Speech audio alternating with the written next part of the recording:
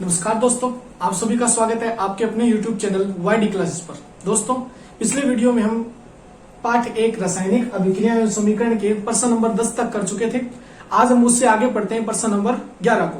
प्रश्न नंबर 11 में क्या है कि वियोजन अभिक्रिया को संयोजन अभिक्रिया के विपरीत क्यों कहा जाता है, इन अभिक्रियाओं के लिए समीकरण लिखिए। कि प्रश्न में आपसे पूछा है कि जो वियोजन अभिक्रियाएं होती है और संयोजन अभिक्रियाएं होती है वो एक दूसरे के विपरीत होती है, ऐसा क्यों? अगर और इनकी हमें समीकरण भी देनी है, उदाहरण के साथ समझाना है, तो इसका उत्तर हम बड़ी आसानी से दे सकते हैं कि संयोजन अभिक्रिया में क्या होता है, दो या दो से अधिक अभिकारक मिलकर एकल उत्पाद का निर्माण करते हैं, जबकि वियोजन अभिक्रिया में एकल उत्पाद टूटकर दो या दो से अधिक उत्पाद बनाता है। एकल अभिकारक टूटकर दो या दो से अधिक उत्पाद बनाता है। तो दोनों प्रोसीजर जो है वो बिल्कुल एक दूसरे के अपोजिट चल रहे हैं। एक में तो छोटे छोटे टुकड़े मिलकर एक बड़ा उत्पाद बना रहे हैं, जबकि दूसरे में एक बड़ा उत्पाद टूटकर छोटे छोटे टुकड़े बना रहा है। तो इसका मतलब ये दोनों प्रक्रियाएं एक दूसरे के विपरीत है। अब इसका उदाहरण भी हम दे सकते हैं, जैसे कि कार्बन ईंधन का दहन, कार्बन और ऑक्सीजन मिलकर क्या बनाते हैं, कार्बन डाइऑक्साइड। मैग्नीशियम रिबन को जलाने पर मैग्नीशियम ऑक्सीजन की क्रिया होती है, उससे मैग्नीशियम ऑक्साइड। लेकिन जब कैल्शियम कार्बोनेट को गर्म करते हैं तो उससे कैल्शियम ऑक्साइड व कार्बन डाइऑक्साइड बनती है। तो ये क्या है, वियोजन अभिक्रिया, इसका विपरीत हो गई। तो चलिए शुरू करते हैं। इसके उत्तर में आप क्या लिखोगे, इसके उत्तर को हम करेंगे, इसके उत्तर में हम लिखेंगे वियोजन अभिक्रिया में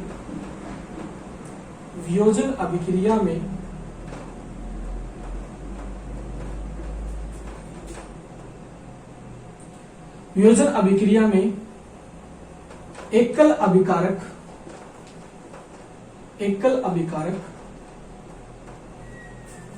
टूटकर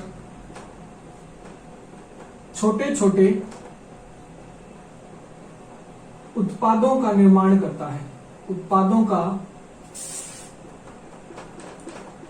करता है, जबकि संयोजन अभिक्रिया में दो या दो से अधिक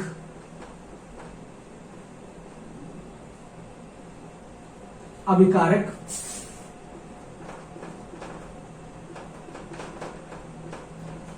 मिलकर एकल उत्पाद बनाते हैं,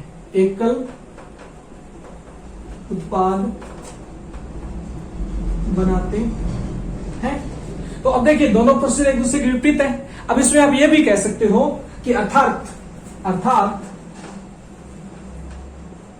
वियोजन अभिक्रिया में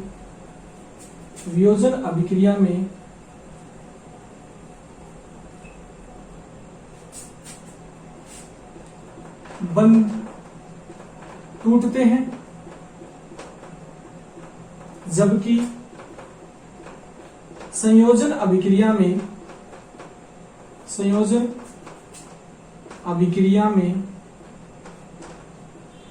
नए बंधों का निर्माण होता है,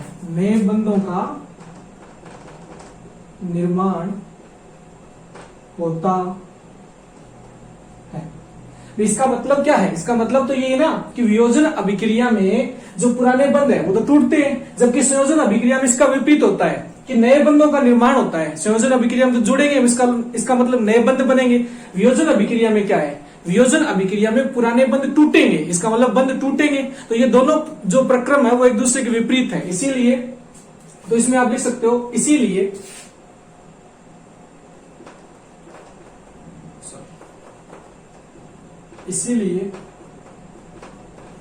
वियोजन अभिक्रिया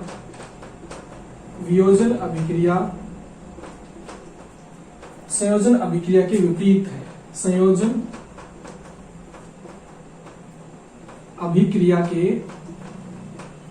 अभिक्रिया के विपरीत होती है। अब बात करते हैं इसके उदाहरणों की। उदाहरण में देखिए आप क्या लिख सकते हो, उदाहरण में हम लिख सकते हैं कि नंबर 1 ईंधन का दहन, इसमें आप क्या लिख सकते हो C+O2 और इससे बना CO2। ये कैसी अभिक्रिया है? संयोजन अभिक्रिया। ठीक है, देखिए कार्बन और ऑक्सीजन दो अभिकारक मिलके एकल उत्पाद कार्बन डाइऑक्साइड का निर्माण कर रहे हैं। कैसी अभिक्रिया है? संयोजन अभिक्रिया है। जबकि नंबर 2 पे बात करें तो कैल्शियम कार्बोनेट जो है, कैल्शियम कार्बोनेट, इसको क्या करें? गर्म करने पर calcium oxide plus carbon dioxide gas ये बन रही है। अब देखिए एकल अभिकारक था, 2 या 2 से अधिक उत्पाद, तो ये कैसी अभिक्रिया है? ये वियोजन अभिक्रिया है। ये कैसी अभिक्रिया है? वियोजन अभिक्रिया।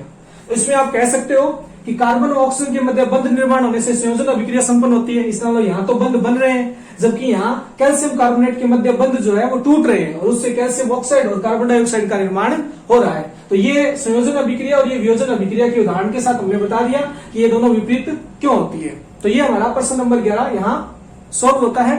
अब आगे बात करते हैं प्रश्न नंबर 12 की, प्रश्न संख्या 12 की। अगला प्रश्न है प्रश्न नंबर 12। इसमें हम बात करते हैं तो इसमें पूछा है उन वियोजन अभिक्रियाओं के एक एक समीकरण लिखिए, रासायनिक समीकरण लिखने जिनमें उष्मा यानी उष्मा का, प्रकाश का एवं विद्युत के रूप में ऊर्जा प्रदान की जाती है। पदार्थ अभिकारक को तोड़ने के लिए पहले उष्मा के रूप में, फिर बात कर रहा है ये प्रकाश के रूप में और फिर अंत में विद्युत के रूप में ऊर्जा प्रदान की जाती है। ऐसी एक एक रासायनिक समीकरण का हमें उदाहरण देना है। तो बड़ा ही आसान सा प्रश्न है, आप इसमें लिख सकते हो उत्तर में उष्मा। सबसे पहले उष्मा के बारे में पूछा है, उष्मा पे आप लिख सकते हो कैल्शियम कार्बोनेट को गर्म करने पर वो कैल्शियम ऑक्साइड व कार्बन डाइऑक्साइड गैस बनाता है। ये क्या है? कैल्शियम कार्बोनेट को गर्म करने पर वो कैल्शियम ऑक्साइड और कार्बन डाइऑक्साइड बनाता है। देखिए यहां हम क्या दे रहे हैं? उष्मा ऊर्जा दे रहे हैं, यहां डेल्टा उष्मा ऊर्जा। तो ये हो गया। फिर बात करते हैं प्रकाश की। प्रकाश 2AgBr, इसको सूर्य का प्रकाश, प्रकाश ऊर्जा, या आप लिख सकते हो सूर्य का प्रकाश E बराबर में hν। इसका मतलब फोटोन, E बराबर hν। फोटोन के बारे में पढ़ा है हमने पहले। रखते हैं तो क्या आएगा? 2Ag प्लस Br2, ये होगा। उसके बाद बात करते हैं विद्युत के रूप में। विद्युत, तो विद्युत के रूप में क्या होगा? जल का विद्युत अपघटन, जल का विद्युत अपघटन। उसमें आप क्या लिख सकते हो? H2O जलीय अवस्था में विद्युत धारा क्या बनेगा? 2H2 plus O2 gas. तो ये बन गई। तो ये किसके उदाहरण है? ये उदाहरण है उष्मा के रूप में, जब उष्मा ऊर्जा के रूप में जब वियोजन अभिक्रिया संपन्न की जाती है, प्रकाश ऊर्जा देकर जब वियोजन अभिक्रिया संपन्न की जाती है और विद्युत ऊर्जा देकर जब वियोजन अभिक्रिया संपन्न की जाती है। तो ये था हमारा क्वेश्चन नंबर 12। आगे बात करते हैं प्रश्न संख्या 13 की, प्रश्न संख्या 13 की। अब हम बात करते हैं हमारे अगले प्रश्न संख्या 13 की। इसमें हमसे क्या पूछा गया है कि विस्थापन व द्विविस्थापन अभिक्रियाओं में क्या अंतर है? इन अभिक्रियाओं के लिए समीकरण लिखिए। तो हमें क्या बताना है कि विस्थापन और द्विविस्थापन जो अभिक्रिया होती है, displacement and double displacement reaction, उनके बीच में अंतर, डिफरेंस क्या है और उनके लिए समीकरण भी देनी है। तो चलिए शुरू करते हैं इसके उत्तर में। देखिए विस्थापन अभिक्रिया क्या होती है? विस्थापन अभिक्रियाएं ऐसी रासायनिक अभिक्रियाएं जिनमें अधिक क्रियाशील तत्व खुद से स्वयं से कम क्रियाशील तत्वों को विस्थापित कर नए उत्पाद का निर्माण करता है, उसे हम विस्थापन अभिक्रिया कहते हैं। जबकि द्विविस्थापन अभिक्रियाएं क्या होती है?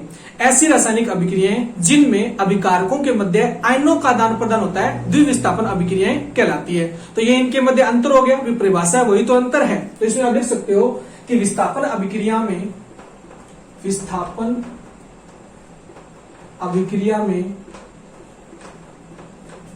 अधिक क्रियाशील तत्व, अधिक क्रियाशील तत्व स्वयं से कम क्रियाशील तत्व को, कम क्रियाशील तत्व को उसके यौगिक से विस्थापित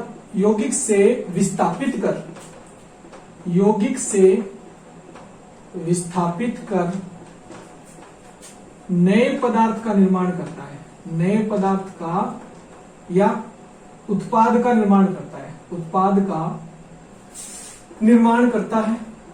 का निर्माण करता है। जबकि द्विविस्थापन अभिक्रियाओं में अभिकारकों के मध्य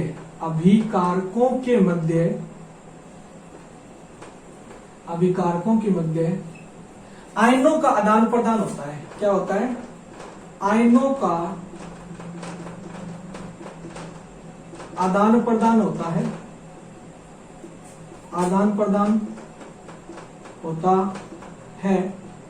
तथा नए उत्पाद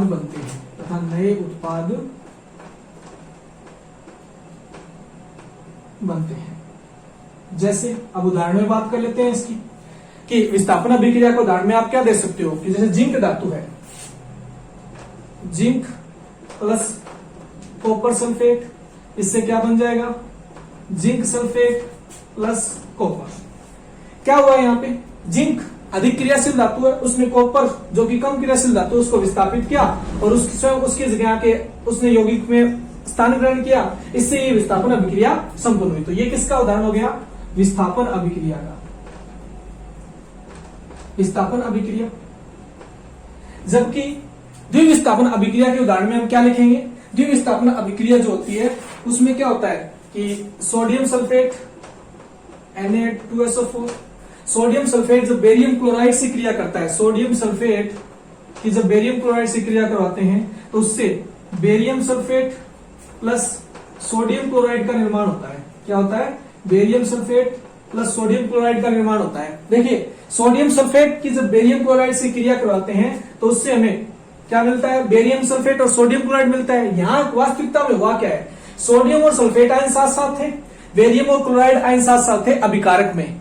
इन दोनों के मध्य आयनों का आदान प्रदान हुआ। सल्फेट आयन तो बेरियम के पास आ गया, जबकि क्लोराइड आयन सोडियम के पास आ गए। अब इनसे क्या बना? सोडियम क्लोराइड बना और बेरियम सल्फेट बना। यहाँ क्या हुआ है? वास्तविकता में यहाँ आयनों का आदान प्रदान हुआ है। तो ये कैसी अभिक्रिया है? ये द्विविस्थापन अभिक्रिया है। ये कैसी अभिक्रिया है? द्विविस्थापन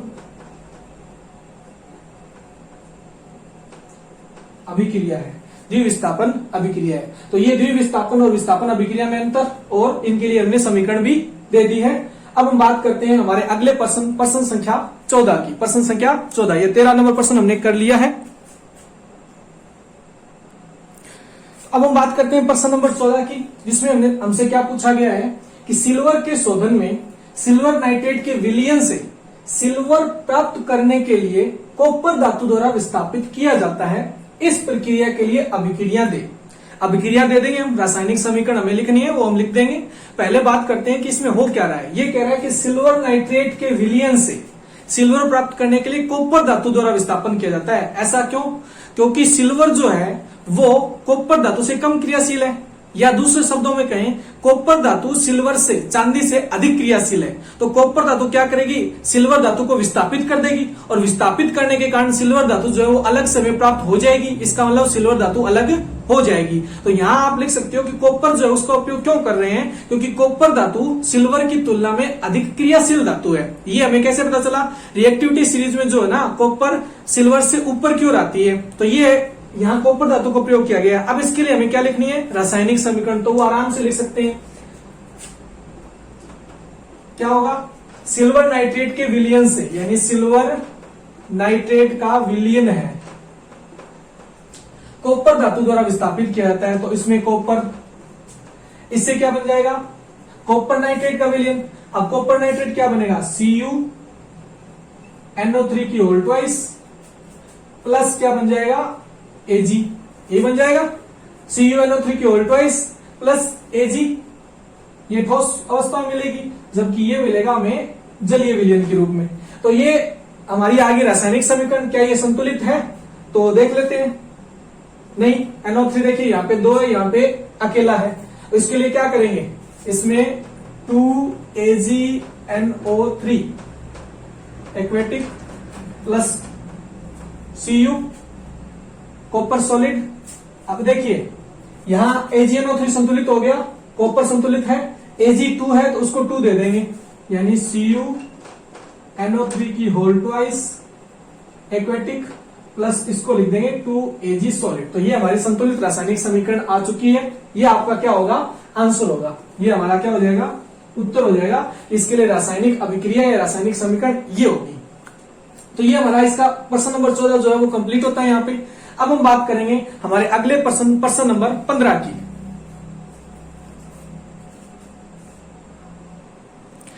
अब हम बात करते हैं प्रश्न संख्या 15 की।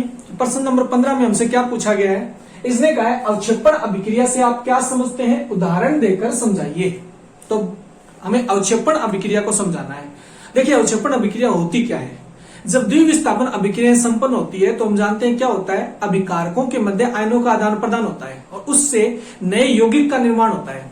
जो नए उत्पाद बनते हैं, अगर उनमें से कोई उत्पाद हमें अवक्षेप के रूप में, यानी जिस बीकर में या जिस पात्र में अभिक्रिया हो रही है उसमें एक नीचे जमे हुए ठोस पदार्थ के रूप में अगर हमें कोई उत्पाद प्राप्त होता है या कोई यौगिक प्राप्त होता है, तो वो हम उस उत्पाद को या उस यौगिक को अवक्षेप कहते हैं। और जिन अभिक्रियाओं में इस अवक्षेप का निर्माण होता है ना, उन्हें अवक्षेपण अभिक्रिया कहते हैं। क्या कहते हैं, अवक्षेपण अभिक्रिया। तो इसका हम उदाहरण भी देंगे और इसकी परिभाषा भी हम लिख देंगे कि क्या होती है। तो देखिए इसके उत्तर में हम क्या लिखेंगे, इसके उत्तर में हम लिखेंगे द्विविस्थापन अभिक्रियाओं के दौरान, द्विविस्थापन अभिक्रियाओं के दौरान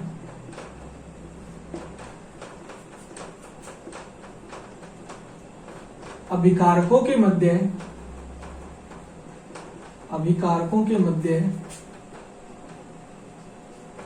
आयनों के आदान प्रदान से, आयनों के आदान प्रदान से उत्पाद बनते हैं। यदि उत्पाद में बनने वाले यौगिक, उत्पाद में बनने वाले यौगिकों में से कोई एक अवक्षेप के रूप में प्राप्त होता है, अवक्षेप के रूप में। अवक्षेप से मतलब क्या है, नीचे जमे हुए पदार्थ, जमा हुआ ठोस पदार्थ के रूप में, अवक्षेप के रूप में प्राप्त होता है,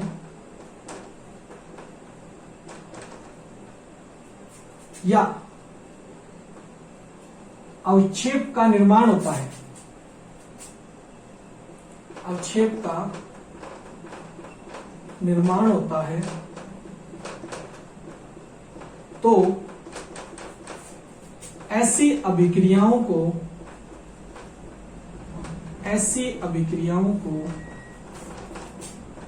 अवक्षेपण अभिक्रिया कहा जाता है। अवक्षेपण अभिक्रिया कहा जाता है। उदाहरण की बात करें तो इससे पहले हमने एक उदाहरण पढ़ा था कि जब सोडियम सल्फेट की क्रिया बेरियम क्लोराइड से करवाते हैं तो उससे क्या बनता है, सोडियम क्लोराइड व बेरियम सल्फेट का निर्माण होता है। यहाँ सोडियम क्लोराइड तो जल में घुलित अवस्था में प्राप्त होता है, लेकिन बेरियम सल्फेट जो वो अवक्षेप के रूप में प्राप्त होता है। तो ये अभिक्रिया अवक्षेपण अभिक्रिया का एक उदाहरण है। उदाहरण में आप लिख सकते हो कि सोडियम सल्फेट के विलयन के जलीय विलयन की अभिक्रिया बेरियम क्लोराइड के जलीय विलयन से करवाने पर, सोडियम सल्फेट के जलीय विलयन की अभिक्रिया बेरियम क्लोराइड के जलीय विलयन से करवाने पर क्या बनता है, बेरियम सल्फेट का अवक्षेप बनता है प्लस सोडियम क्लोराइड हमें घुलित अवस्था में प्राप्त होता है। तो ये जो ना ये क्या बना रहा है, अवक्षेप बना रहा है। ये क्या बना रहा है, अवक्षेप का निर्माण कर रहा है। बेरियम सल्फेट किसका निर्माण कर रहा है, अवक्षेप का, श्वेत अवक्षेप का निर्माण कर रहा है। श्वेत रंग का अवक्षेप बना रहा है, ठोस पदार्थ बना रहा है। तो अवक्षेप बन रहा है, इसका मतलब यह यहां बेरियम सल्फेट श्वेत अवक्षेप के रूप में प्राप्त होता है, श्वेत अवक्षेप के रूप में प्राप्त होता है। अतः यह अवक्षेपण अभिक्रिया का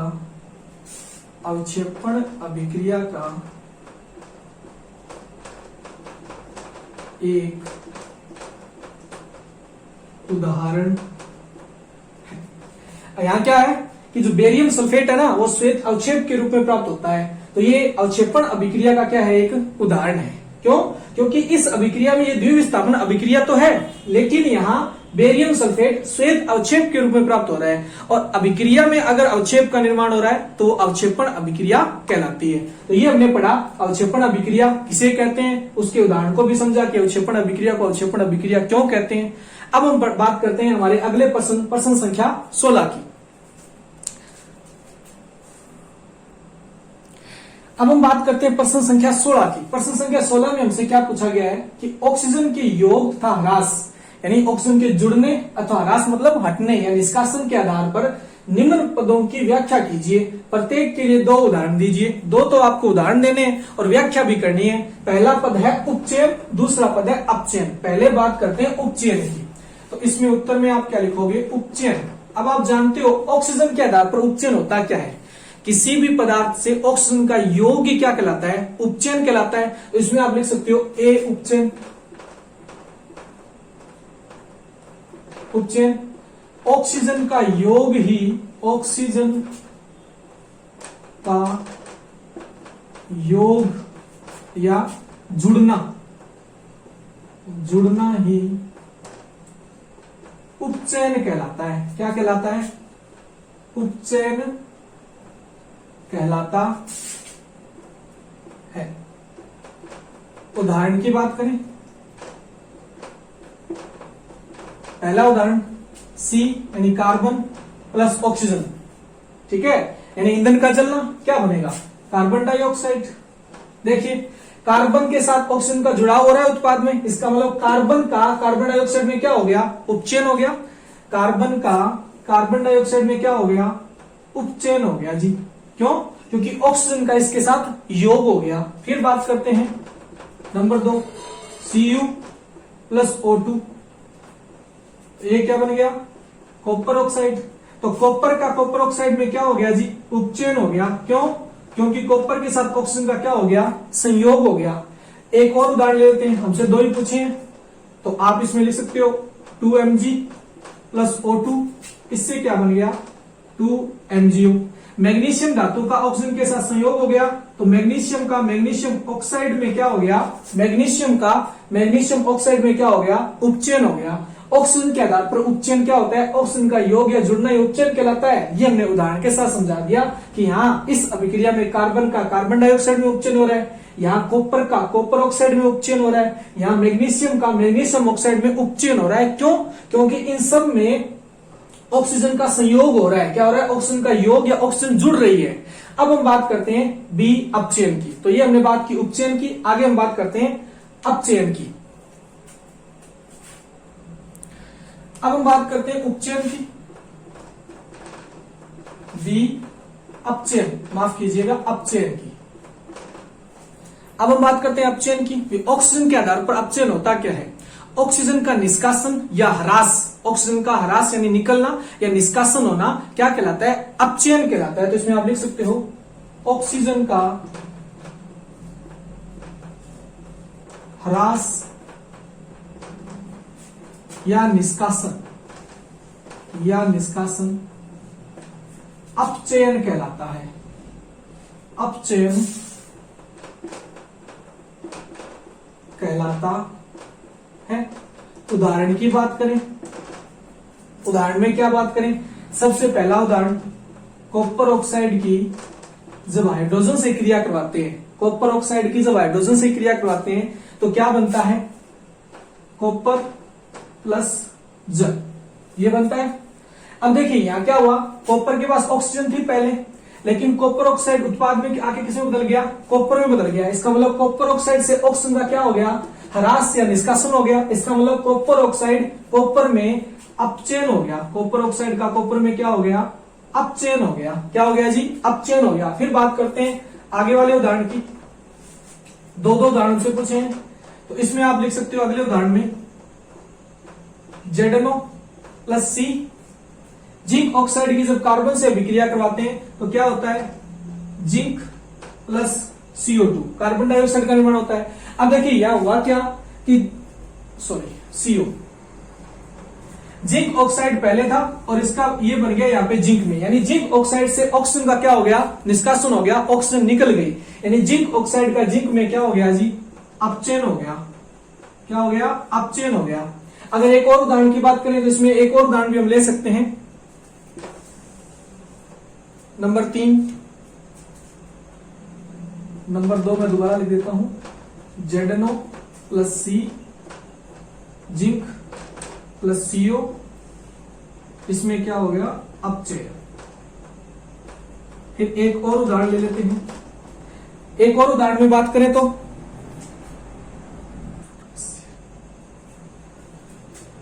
MnO2 प्लस 4HCl, इससे बनता है MnCl2 plus H2O plus Cl2। ठीक है। अब देखिए ये MnO2 था, इसका क्या हो गया, यहां ऑक्सीजन का निष्कासन हो गया इससे, तो MnO2 का MnCl2 में क्या हो गया जी, अपचयन हो गया। क्या हो गया, अपचयन, क्योंकि ऑक्सीजन का क्या हो गया, निष्कासन हो गया। ऑक्सीजन का क्या हो गया, निष्कासन। तो यहां MnO2 का MnCl2 में अपचयन हो रहा है क्योंकि ऑक्सीजन का निष्कासन हो रहा है। जिंक ऑक्साइड का जिंक में अपचयन हो रहा है क्योंकि ऑक्सीजन का निष्कासन हो रहा है। कॉपर ऑक्साइड का कॉपर में अपचयन हो रहा है क्योंकि ऑक्सीजन का निष्कासन हो रहा है। तो ऑक्सीजन का निष्कासन अपचयन कहलाता है। उदाहरण से हमने इसको समझ लिया, इसकी व्याख्या हम कर चुके हैं। अब हम आगे बात करते हैं प्रश्न संख्या 17 की। प्रश्न नंबर 17 में हमसे क्या पूछा गया है कि एक भूरे रंग का चमकदार तत्व X को वायु की उपस्थिति में गर्म करने पर वह काले रंग का हो जाता है। इस तत्व X व उस काले रंग के यौगिक का नाम बताइए। आप जानते हो कि ऐसा कौन सा तत्व है जो भूरे रंग का होता है, तो हम जानते हैं तांबा यानी कॉपर धातु भूरे रंग की होती है। तो वो तत्व कौन सा हो गया, तत्व तो हो गया कॉपर। अब कॉपर को जब हम ऑक्सीजन से क्रिया करवाते हैं, यानी कॉपर को जब जलाते हैं, कॉपर चूर्ण को हम जब जलाते हैं तो वो कॉपर ऑक्साइड में बदल जाता है और कॉपर ऑक्साइड का रंग कैसा होता है, काला होता है। तो यहां हमें हमारे आंसर मिल चुके हैं। तो इस उत्तर में आप लिख सकते हो कि कॉपर का जब दहन करवाते हैं तो उससे कॉपर ऑक्साइड का निर्माण होता है। क्या होता है, कॉपर ऑक्साइड का निर्माण होता है। कॉपर जो होता है, कॉपर चूर्ण, ये क्या होता है, कॉपर चूर्ण किस रंग का होता है, भूरे रंग का, भूरे रंग का। जबकि कॉपर ऑक्साइड जो होता है, कॉपर ऑक्साइड जलने के बाद जो कॉपर ऑक्साइड बनता है वो बनता है काले रंग का। किस रंग का, काले रंग का। ठीक है। तो कॉपर चूर्ण भूरे रंग का, कॉपर ऑक्साइड में बदल गया काले रंग के में। तो हमारा X जो हो गया, अतः तत्व X क्या हो गया, कॉपर तत्व या तांबा, कॉपर जिसे हम कहते हैं। और यौगिक का नाम, यौगिक का नाम क्या हो जाएगा, यौगिक का नाम हो जाएगा copper oxide, copper oxide CuO। तो ये हमारे उत्तर हो गए प्रश्न संख्या 17 के। तो प्रश्न संख्या 17 बड़ा ही आसान सा प्रश्न था। अब हम बात करते हैं हमारे अगले प्रश्न, प्रश्न संख्या 18 की।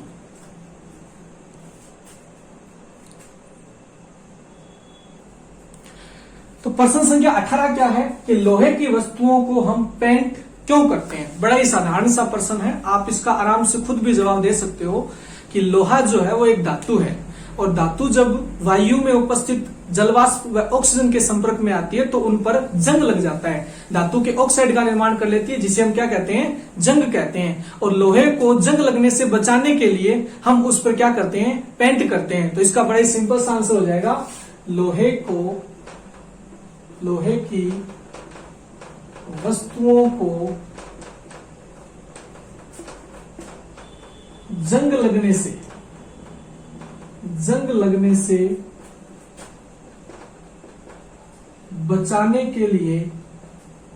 बचाने के लिए हम उन पर पेंट करते हैं। लोहे की वस्तुओं को जंग लगने से बचाने के लिए हम उन पर पेंट करते हैं। अगर आपसे पूछे कि लोहे की वस्तुओं के ऊपर जंग क्यों लगता है, तो आप इसमें ये समीकरण भी दे सकते हो, 4Fe plus 3O2 plus 2H2O Fe3O4.3H2O। ये रस्टिंग जो जंग लगने की जो प्रक्रिया होती है वो इस प्रकार होती है। तो जंग लगने की इस अभिक्रिया को रोकने के लिए क्या करते हैं, उस पर पेंट करते हैं। तो ये लिखने की जरूरत नहीं है, इतना ही आपका आंसर काम चल जाएगा। तो सीधा आप लिख सकते हो कि लोहे की वस्तुओं को जंग लगने से बचाने के लिए उन पर क्या किया जाता है, उन पर पेंट किया जाता है। आगे हम बात करते हैं प्रश्न संख्या 19 की। अब हम बात करते हैं प्रश्न संख्या 19 की। प्रश्न संख्या 19 में हमसे क्या पूछा गया है कि तेल व वसा युक्त खाद्य पदार्थों को, यानी चिप्स वगैरह, कुरकुरे वगैरह या भुजिया वगैरह के जो पैकेट होते हैं, उन खाद्य पदार्थों को नाइट्रोजन से ही प्रभावित क्यों किया जाता है। आपने देखा होगा चिप्स वगैरह, कुरकुरे वगैरह के जो पैकेट्स आते हैं उनमें हवा भरी आती है, तो वो हवा क्यों भरते हैं, नाइट्रोजन की हवा जो है वो उससे युक्त क्यों प्रभावित किया जाता है। तो इसका बड़ा ही आप आराम से उत्तर दे सकते हो कि जो तेल या वसा युक्त खाद्य पदार्थ है वे वातावरण में उपस्थित ऑक्सीजन से क्रिया कर लेते हैं और उनका ऑक्सीकरण हो जाता है, जिससे उनकी स्वाद व प्रकृति में परिवर्तन आ जाता है। स्वाद व गंध व प्रकृति में बदलाव आ जाता है तथा वे खाने योग्य नहीं रहते। अतः उनको उनकी ऑक्सीकरण होने से बचाने के लिए उनमें अक्रिय गैस नाइट्रोजन भर देते हैं, जिससे उनकी वातावरण में उपस्थित ऑक्सीजन से क्रिया नहीं होती है। तो इसमें आप उत्तर में क्या लिख सकते हो, इसके उत्तर में हम लिखेंगे कि तेल व वसायुक्त खाद्य पदार्थ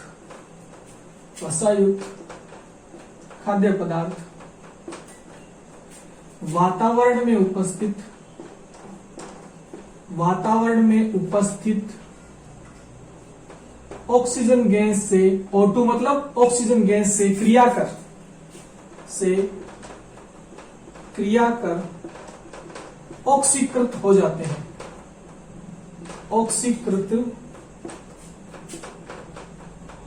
हैं, जिससे उनके स्वाद, गंध व प्रकृति में बदलाव आ जाता है तथा वे खाने योग्य नहीं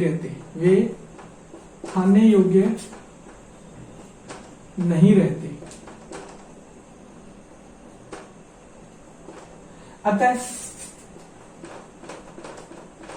इस प्रक्रिया को रोकने तथा खाद्य पदार्थों को, इसमें आप लिखिए कि तेल व वसायुक्त खाद्य पदार्थों को लंबे समय तक सुरक्षित रखने के लिए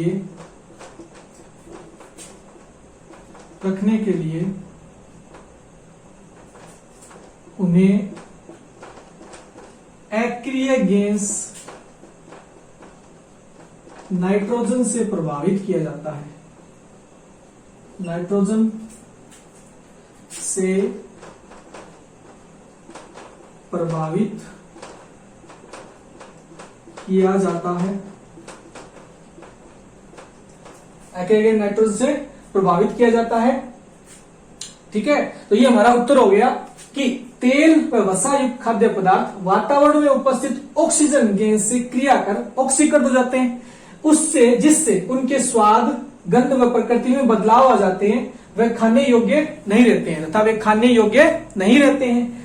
अतः इस प्रक्रिया को रोकने तथा तेल व वसायुक्त खाद्य पदार्थों को लंबे समय तक सुरक्षित रखने के लिए उन्हें एक्रिय गैस नाइट्रोजन से प्रभावित किया जाता है। तो इसने पूछा था क्यों किया जाता है, हमने उत्तर में बता दिया भी इसलिए किया जाता है। तो ये हमारा प्रश्न संख्या 19 भी यहाँ पे कंप्लीट होता है। अब हम बात करते हैं आज का अंतिम प्रश्न संख्या 20 की, और इसी के साथ ये जो हमारा अध्याय है वो पूरा हो जाएगा।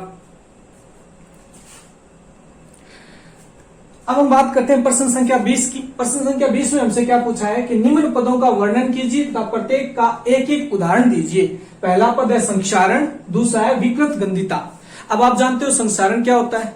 धातु की जितनी भी वस्तुएं होती है वो वातावरण में उपस्थित ऑक्सीजन व जल वाष्प से क्रिया करके उसके धातु के ऑक्साइड का निर्माण करती है और उससे उनपे जंग लगना धातु के ऑक्साइड का निर्माण करती है, जिससे उनका धातु का क्षरण होना शुरू हो जाता है, धातु का नुकसान होना शुरू हो जाता है। इसी प्रक्रिया को संक्षारण कहा जाता है। जैसे उदाहरण के तौर पर लोहे पर जंग लगना, लोहे पर आयरन ऑक्साइड यानी जंग की परत आना, तांबे पर हरे रंग की जो परत तांबे पर हरे रंग की कॉपर ऑक्साइड की परत आना, ठीक है। और जो चांदी होती है चांदी पर काले रंग की या गंध मटमेले रंग की परत आना, ये किसके उदाहरण है, संक्षारण के उदाहरण है। फिर बात करें विकृत गंधिता की कि विकृत गंधिता क्या होती है। वसा व तेल युक्त खाद्य पदार्थ जब वातावरण में उपस्थित ऑक्सीजन के संपर्क में आते हैं तो उनकी स्वाद व प्रकृति में बदलाव आ जाता है तथा वे खाने योग्य नहीं रहते हैं, खाने योग्य नहीं रहते हैं। यह प्रक्रिया विकृत गंधिता कहलाती है। क्या कहलाती है, विकृत गंधिता या रेंसिडिटी कहलाती है। इससे बचने के लिए हम जो खाद्य पदार्थ है या वसायुक्त खाद्य पदार्थ है उनको नाइट्रोजन से प्रभावित करते हैं। तो विकृत गंधिता के उदाहरण बहुत सारे आप देख सकते हो, जैसे कि जो चिप्स के पैकेट्स हैं उनमें से हवा निकाल दें, उनमें से अलग सी बदबू आने लग जाती है, ठीक है। घर पे जो पकोड़े वगैरह होते हैं या जो कुछ भी होते हैं वो लंबे टाइम तक खड़े रहने के बाद उनमें से एक अजीब तरह की बदबू या उनके स्वाद में बदलाव आ जाता है। ये इनके उदाहरण है। तो ये आप बुक से लिख के देख सकते हो। इसके अलावा मैं भी बोर्ड पे इनका आंसर लिखवा देता हूं कि क्या होता है संक्षारण और क्या होती है विकृत गंधिता, इनके उदाहरण सहित। तो चलिए पहले शुरू करते हैं संक्षारण से। उत्तर में संक्षारण धातु की बनी वस्तुएं वातावरण में उपस्थित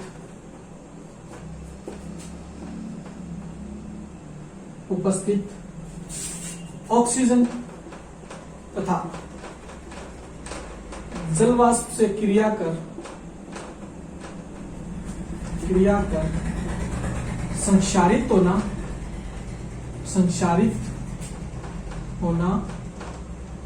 शुरू हो जाती है। यानी उनका क्षरण होना, उनकी परत जो है ना उसका परत नष्ट होना शुरू हो जाती है। उनकी जो पूरी परत है उसको बोलते हैं संक्षारित होना शुरू हो जाती है। यह प्रक्रिया संक्षारण कहलाती है। क्या कहलाती है, संक्षारण कहलाती है। उदाहरण की बात करें, नंबर 1 लोहे पर जंग लगना। किसका उदाहरण है, संक्षारण का। लोहे पर जंग का लगना, रस्टिंग ऑफ आयरन, लोहे पर जंग का लगना। नंबर 2 तांबे पर हरे रंग की परत का आना, हरे रंग की परत का जमना। नंबर 3 चांदी पर मटमेले रंग की परत का जमना। ये जो है वो किसके उदाहरण है, ये संक्षारण के उदाहरण है। और संक्षारण के बारे में हमने पढ़ लिया कि धातु की बनी वस्तुएं वातावरण में उपस्थित ऑक्सीजन व जलवाष्प से क्रिया कर संक्षारित होना शुरू हो जाती है। यह प्रक्रिया संक्षारण कहलाती है। उदाहरण लोहे पर जंग का लगना, तांबे पर हरे रंग की परत का जमना, चांदी पर मटमिले रंग की परत का जमना। इनसे बचने के लिए लोहे पर पेंट वगैरह किया जाता है, बाकी जो तांबा है चांदी है इनके ऊपर दूसरी धातुओं की परत चढ़ा जाती है, जिसे हम गैल्वेनाइजेशन या यसद लेपन भी कहते हैं। वो हमसे पूछा नहीं है, हमसे सिर्फ इतना ही पूछा है, तो इसमें हम इतना ही जवाब देंगे। फिर बात करते हैं विकृत गंधिता की कि क्या होती है विकृत गंधिता। अब हम बात करते हैं विकृत गंधिता की। विकृत गंधिता वसायुक्त या तेलीय पदार्थ जब लंबे समय तक वातावरण में उपस्थित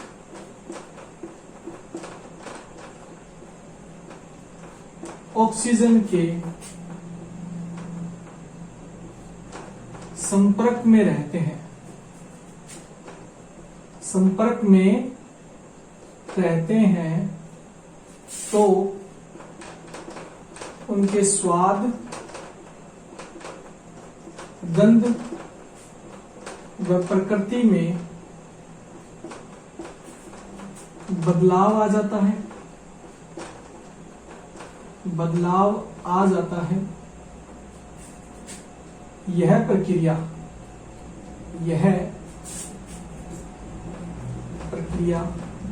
विकृत गंधिता रेंसिडिटी कहलाती है। विकृत गंधिता या इंग्लिश में इसे बोलते हैं रेंसिडिटी कहलाती है। ठीक है, उदाहरण की, तो इसके उदाहरण की बात करें तो इसमें देखते हो भुजिया, चिप्स आदि को लंबे समय तक पड़ा रहने के बाद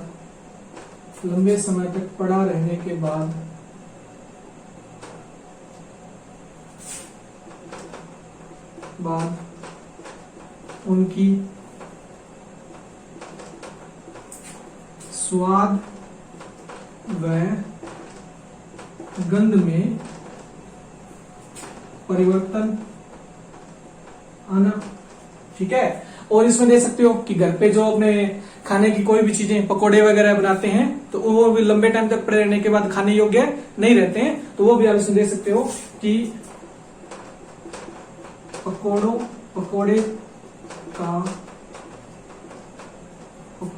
का लंबे समय तक पड़ा रहने के बाद खाने योग्य न रहना,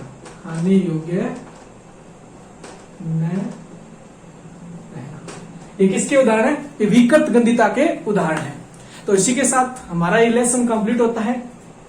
अब हम इससे आगे वाला लेसन अगली वीडियो में स्टार्ट करेंगे। अगर आपको वीडियो पसंद आया तो वीडियो को लाइक कीजिए और चैनल पर अगर आप नए हैं तो उसे सब्सक्राइब कीजिए। धन्यवाद। वीडियो को आगे शेयर भी कीजिएगा।